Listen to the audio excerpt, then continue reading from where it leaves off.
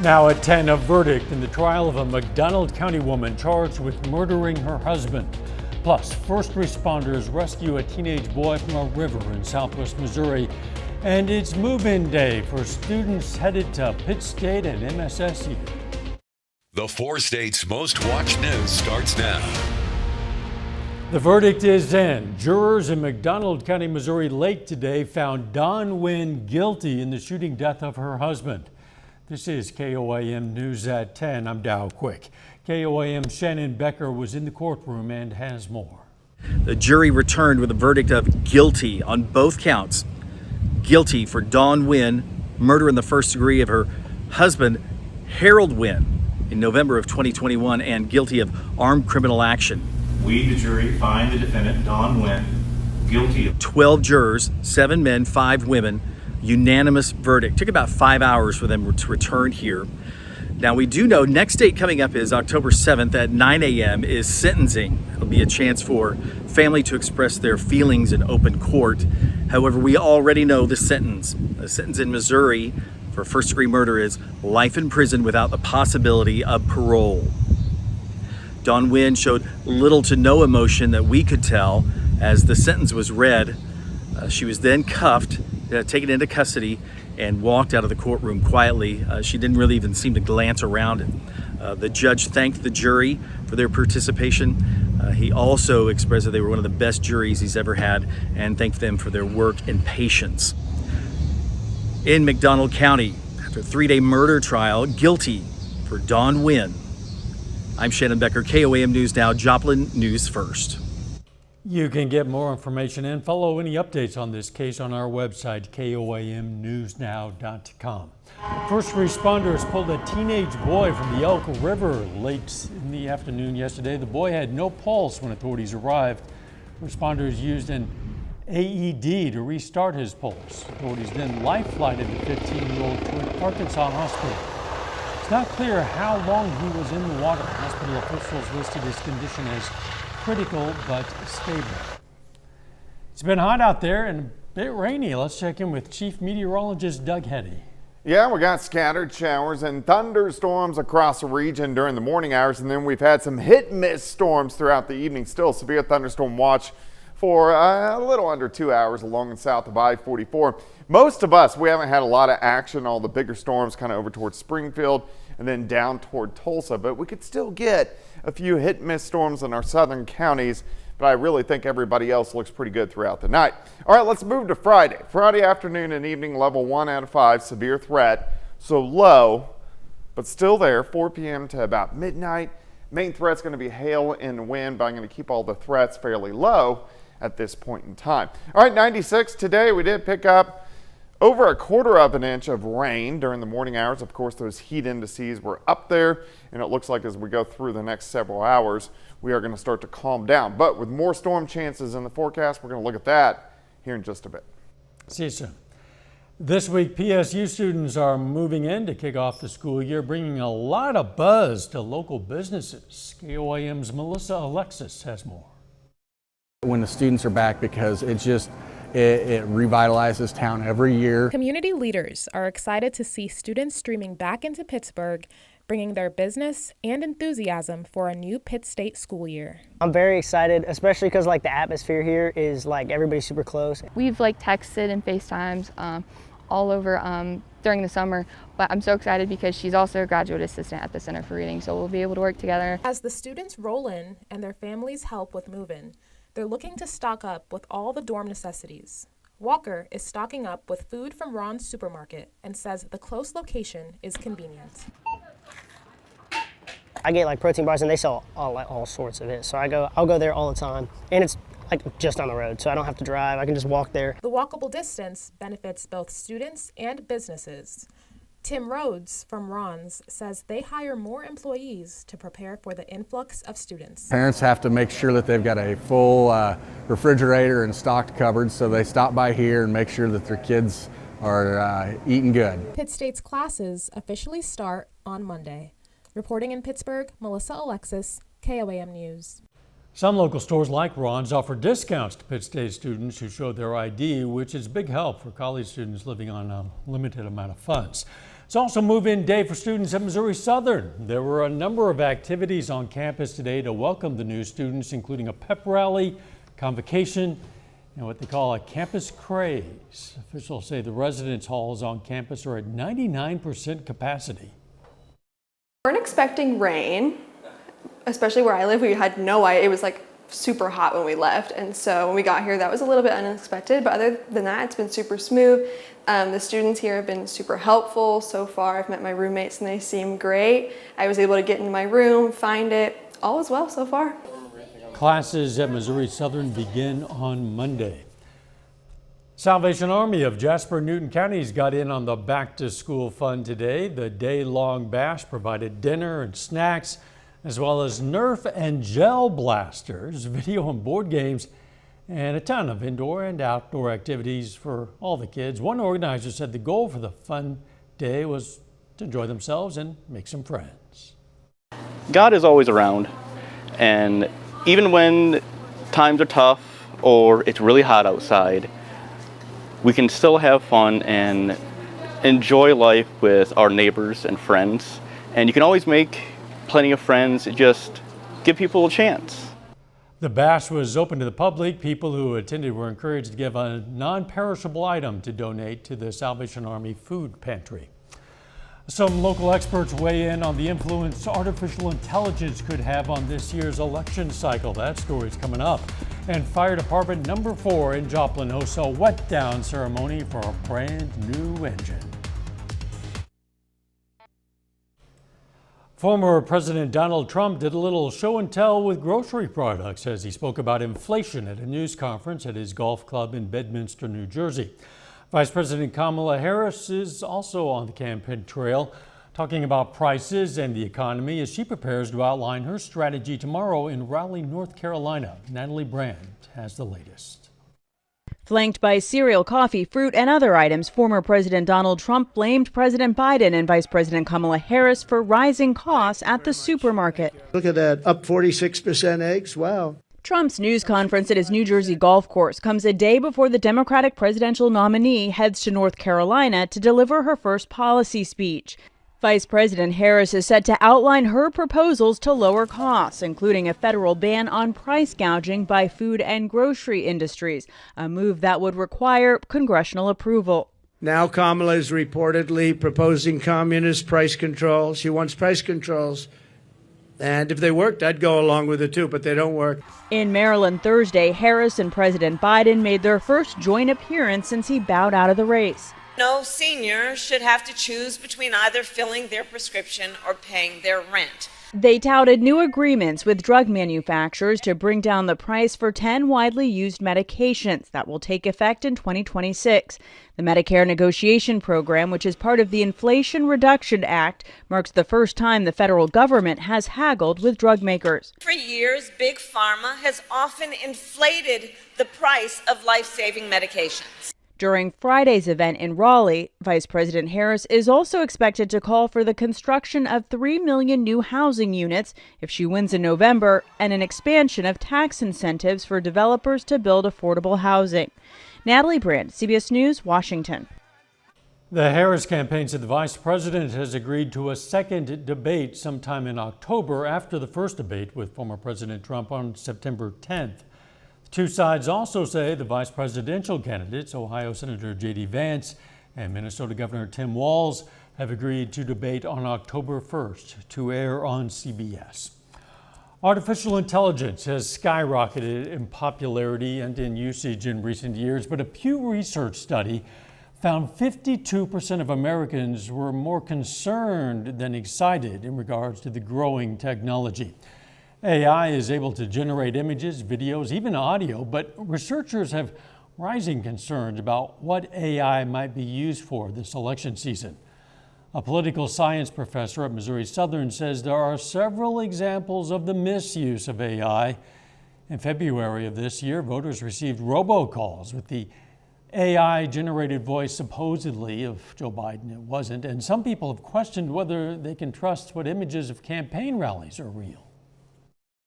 voters have a hard enough time trying to figure out the information that they need for local, state, and national elections when the information is accurate. And now we're asking folks to have to decipher what is real and what is not. AI researchers say there are some ways you can maybe help identify if technology is being used in an image, video, or audio. It's not perfect, but they do recommend looking at the small details of images and videos where AI still commonly warps. In audio, they say you should listen to the vocal inflections, as oftentimes audio will sound kind of robotic if you're listening very closely.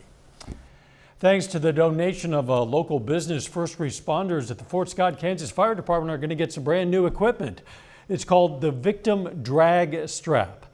The strap is meant to be worn by firefighters and make the job of rescuing a victim from an emergency situation easier. The strap can also be used to help fellow firefighters. Today, the creators of the equipment were able to show the Fort Scott Department how to properly install, clean, and use the strap in a variety of situations.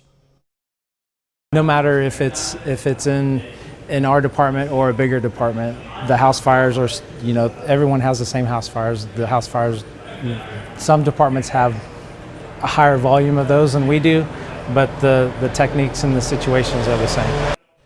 The department says they're going to continue training with the strap and will start implementing it.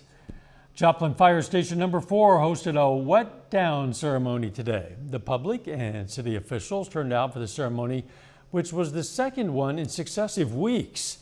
Kids also helped the firefighters get the new engine bright and shiny before pushing it into the bay.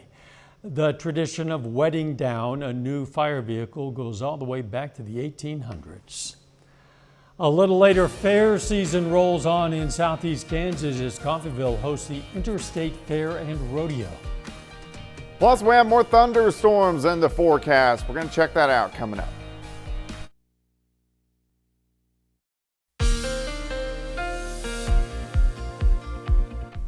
Well, of course, we had some showers. We had some thunderstorms out there during the morning hours, and then a few hit and miss guys throughout the evening. But once we got into the afternoon, we got the sunshine. Our temperatures really heated up. We went into actually upper 90s, but we had a heat index sitting right around 105 to 110 once again for us today. It's still going to be fairly high tomorrow, but it does get slowly better as we go through the next few days, which is always nice to see. All right, severe thunderstorm watch is still in effect in our very far southern counties. We haven't really had much around here. Most of the bigger storms kind of over towards Springfield and then down toward Tulsa. So for our neck of the woods, we've only had a couple little storms, but not a huge deal. So most of us look good.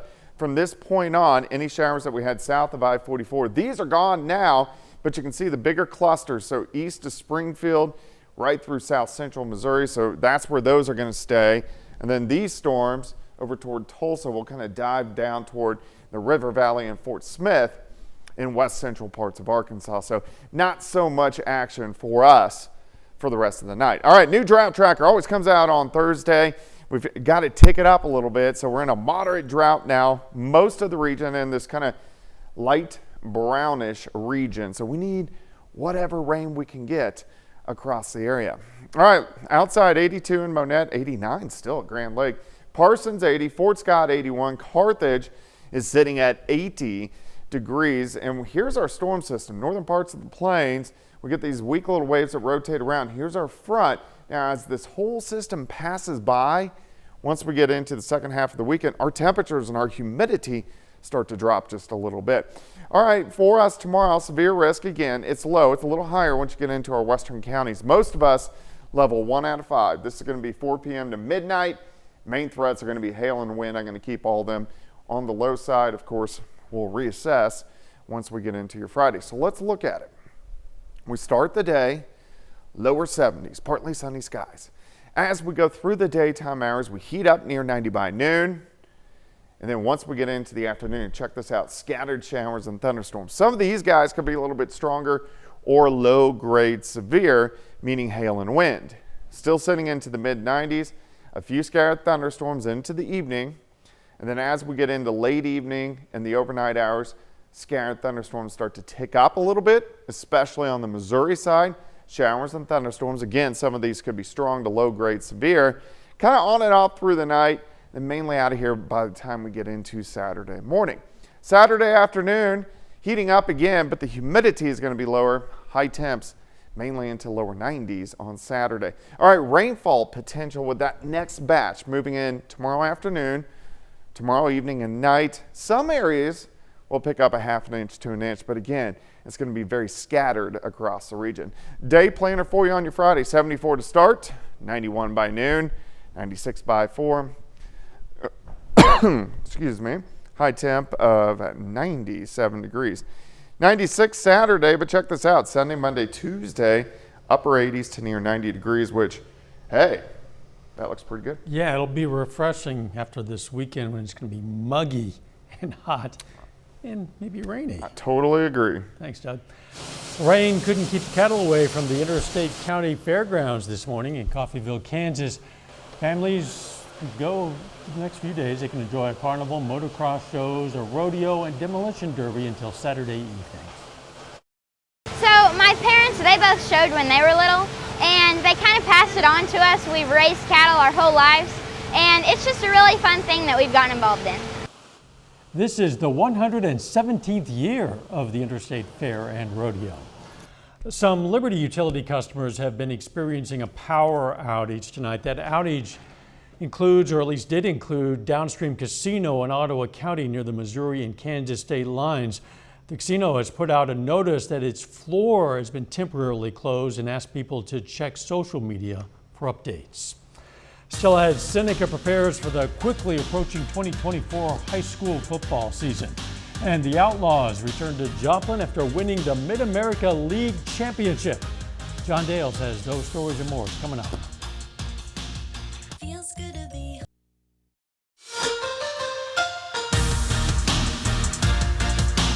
Late last night, the Joplin Outlaws played their 70th and final game of the summer, and they saved their best for last. They won the first ever Mid-America League Championship, dominating the Abilene Flying Bison 11-4 on the road. Now this afternoon, the Outlaws returned to Joe Becker Stadium in Joplin, cheered on by the fans that packed the stands all year and the host families that housed them.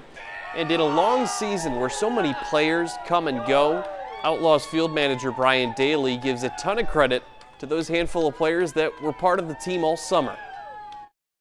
I mean, that 70 games for Summer League is a grind. These guys play 56 on their college schedule over the course of the year, and then they come here for a little over 2 months and knock out 70 and come back with a championship. And those guys, I think we had 6 or 8 of them, somewhere in there. Those guys were awesome. They never complained once, you know. Always the early ones here. Usually guys coming through in the clutch for us, and you know, all that hard work ended up paying off for them.